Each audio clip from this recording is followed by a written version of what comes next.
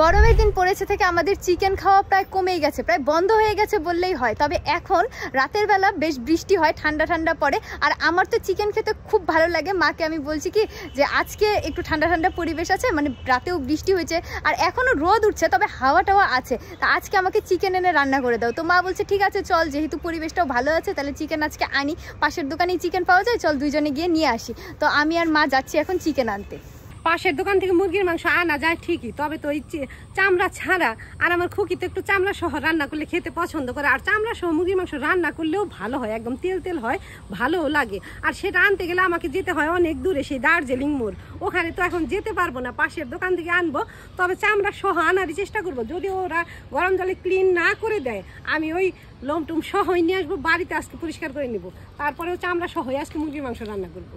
Chicken কেনা হয়ে গেছে আর মা গোটা মুরগিটাই নিয়ে আসছে। মা তো যাওয়ার সময়ই বললো যে আজকে যেভাবেই হোক চিকেনের ছাল ছাড়া আনবো না, মানে একদম। আর এখন এখানে আমাদের এখানে গরম জলে ক্লিন করে দেয় না, মা বললে কি আমাকে ওইভাবে দিয়ে দাও। কোনো দিন বিকেলবেলা হ্যাঁ গরম জল করে দিলেও সব সময় দেয় না, মানে পাবো না এটাই নিশ্চিত। আজকে ভেবেই রাখছি যে আজকে ছাল চামড়া সহই খুকিকে রান্না করে দেবো, মানে যেভাবে হয় ওভাবেই নিয়ে আসছে, বাড়িতে এনে ক্লিন করবে।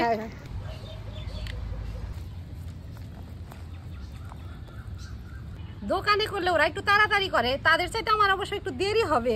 এখন দেরি হলে আর কি করবো, খুকি এভাবে খেতে পছন্দ করে, মাঝে মাঝে তো আমাকে এভাবে করতে হয়, যদিও বেশিরভাগ সময় আমি ওই ছাল বাকলা ছাড়াই রান্না করে দেই, তবে আবার মাঝে মাঝে চেষ্টা করি ছাল সহ রান্না করে দেওয়ার জন্য। আজকে গোটা মুরগি নিয়ে আসছি, একটু দেরি হলেও কিছু করার নাই, আস্তে আস্তে পরিষ্কার করে তারপরে রান্না করে দিব, কি করব।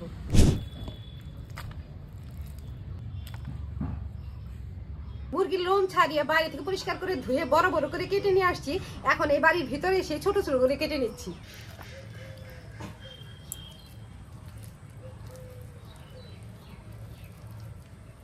চামড়া সহ মুরগি রান্না করলে ওই চামড়া ছাড়িয়ে ছাড়িয়ে এই মাংসগুলো পিস করে নেবো, চামড়াটা তরকারিতে দিয়ে দিব। যে চামড়া খেতে পছন্দ না করে তার পক্ষে সুবিধা হবে, বাড়িতে যেমন থাকে চামড়া সহ খেতে পছন্দ করে, আর এমনও দুই একজন থাকে তারা চামড়া খায় না, মানে ভালোবাসে না। তবে রান্নার মধ্যে যদি চামড়াটা দেওয়া হয় তবে তরকারির কালারটাও ভালো হয় আর ঝোলটা খেতেও ভালো লাগে, এটা কিন্তু সবাই মানে, মানে কম বেশি সবাই মানে।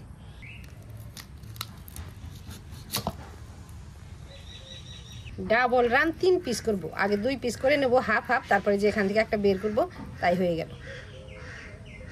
একদিকে রাখলাম, আজকে মুরগির পাও নিচ্ছি, অবশ্য একটু বেশি করে পরিষ্কার করে নিচ্ছি, এমনিতে তো যে গরম জল দিয়ে অল্প অল্প পরিষ্কার করে আজকে একদম ফেলেই দিছি।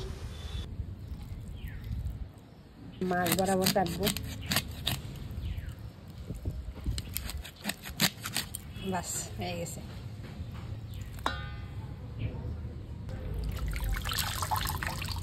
বালতিতে বেশি করে জলের মধ্যে ধুয়ে নেই।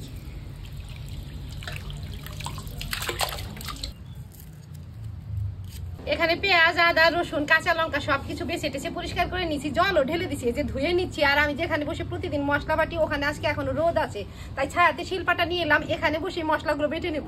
মশলাগুলো বাটার আগে ফোড়নের পেঁয়াজগুলো পলে নিচ্ছি, পেঁয়াজ পলার সময় দেখা যায় কিছু বড় হয়, কিছু একদম ভালোভাবে পলা হয়, পলাগুলো ফোড়নে দেবো, আর এই যে বড় বড়গুলো বাটবো। গোড়াটা একদম পলেও নেওয়া যায়, তারপরে আমি বাটবই, ওই গোড়াটা আর কষ্ট করে পলি না, ওটুকু বেটে নিই। এই যে মোটাটুকু বাটবো, আদাগুলো একদম ভালোভাবে থেতলে বেটে নিচ্ছি যাতে বাটতে সুবিধা হয়, তাড়াতাড়ি হয়ে যাচ্ছে। এখানে হলুদ গুঁড়ো, লঙ্কা গুঁড়ো, আদা রসুন পেঁয়াজ বাটা আর কয়েকটা রসুনের কোয়া, স্বাদ মতো নুন দিচ্ছি। এখন হাতে সর্ষের তেল নিয়ে মাংসটা ভালোভাবে মেখে নেব, অবশ্য আমি হাতে সর্ষের তেল কমই নিব, আজকে তো চামড়া সহ চিকেন, চামড়ার মধ্যে অনেক তেল আছে, অল্প তেল দিয়ে মাংসটা ভালো করে মেখে নেব। হাতে সর্ষের তেল নিয়ে সব মশলার সাথে মাংসটা ভালোভাবে মেখে নিচ্ছি। আর সব মাংসই রান্না করার সময়, খাসির মাংসই বলো মুরগির মাংসই বলো, ভালোভাবে হাতে মেখে নিলে রান্নার স্বাদ দ্বিগুণ বেড়ে যায়।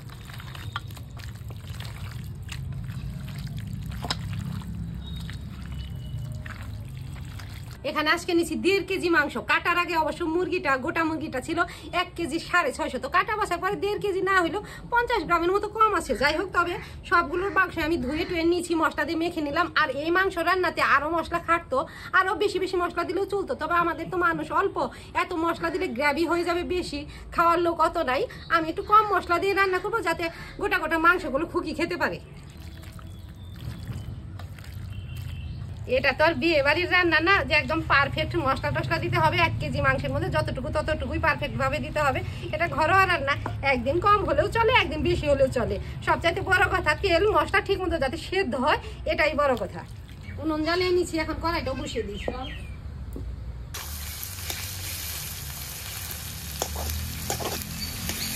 কড়াইয়ে গরম সরষের তেলে তেজপাতা, শুকনো লঙ্কা, জিরে, গরম মশলা ফোড়ন দিয়ে হালকা নেড়ে চেড়ে পেঁয়াজ কুচিগুলো উঠিয়েছি।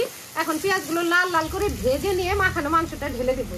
আর আজকের মাংস আর ঝোল ঝোল করবো না, একটু কষা কষাই করবো।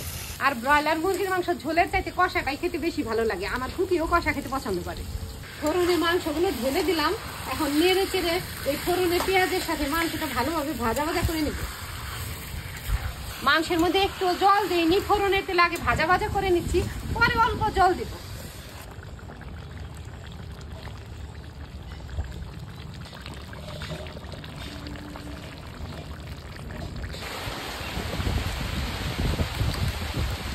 মুরগি যখন নিয়ে এলাম কতটা রোদ ছিল, তারপরে অবশ্য হালকা ঠান্ডা গরম এমন ভাবেই চলছিল, বাতাসও বইছিল। এখন শেষ বৃষ্টি নেমেই গেছে, আর এই অপেক্ষাতেই ছিলাম। ঝাল ঝাল করে চিকেন কষা করছি, আর তখন থেকেই ভাবছি কখন বৃষ্টি নামবে, খুবই একটু খুব আরাম করে খাবে।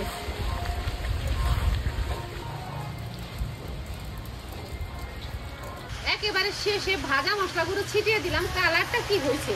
আর চামড়া সহ চিকেন রান্নার কালার ভালোই হয় অন্যান্য মাংসের চাইতে, মানে চামড়া ছাড়া মাংসের চাইতে।